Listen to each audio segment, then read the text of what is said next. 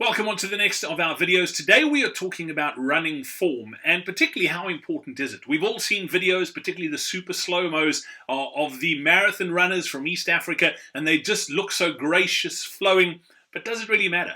For someone who's a back of the packer, will changing your form improve the way you run? That's exactly what we're going to be covering on today's video. My name is Brad. I'm from CoachParry.com, where we help you become fitter, faster, and stronger. Don't forget to hit the subscribe button if you don't want to miss any of our future videos as well.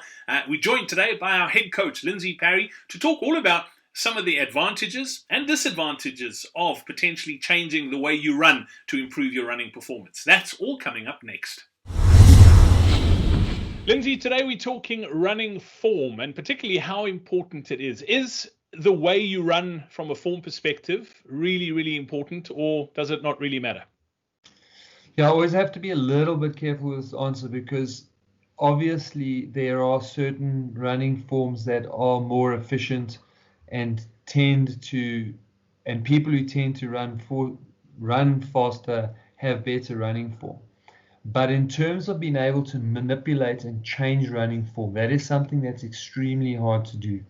And in terms of having an ideal way of running, that's also very hard to do, because even at the top end of the sport, two runners that don't look at all alike, they're not the same height, they're not the same build, you can't expect to squeeze those into a specific way of running.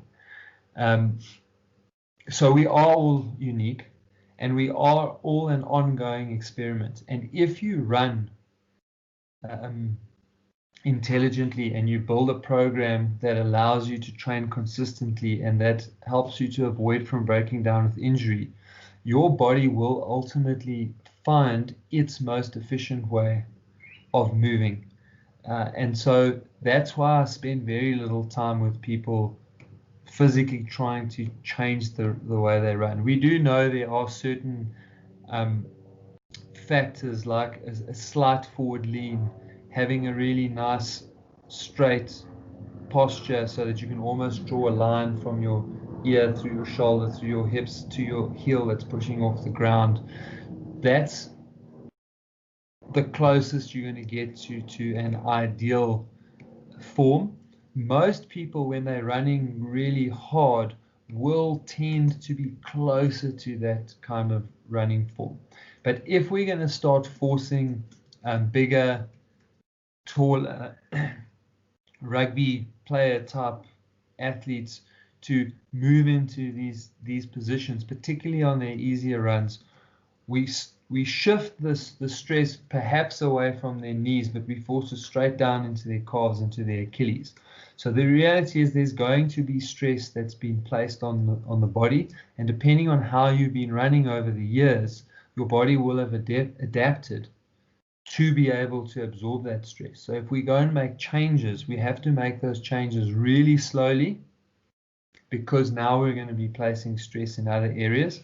And then the main reason why I don't spend loads and loads of time getting people to change this is because over the years, watching people in competition, when the chips are really down, when they are really tight, when they get into like a proper race situation, and now I'm talking about elite athletes, they revert to type. In other words, what their body is best adapted for, what their body was built for, the physics that their body has got, they fall straight into that when they get under intense pressure, because that is the best way for them to move forward.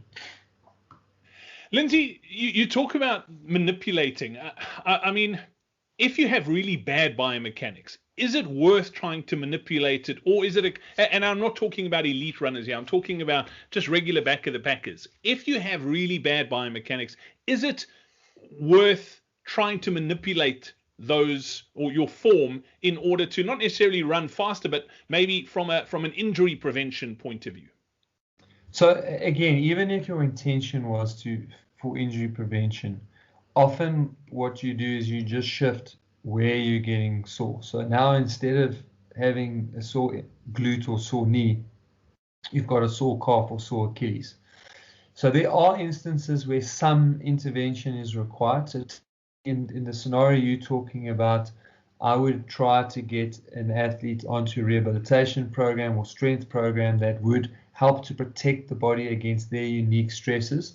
And if we still didn't come right there, then my next path would be to change the mechanics slightly through how their foot moves. And we do that by putting orthotics or inserts in a shoe. And I would then send an athlete to a podiatrist or an orthotist to give them a full biomechanical analysis, to put in wedges in strategic places, and from there to have some subtle change.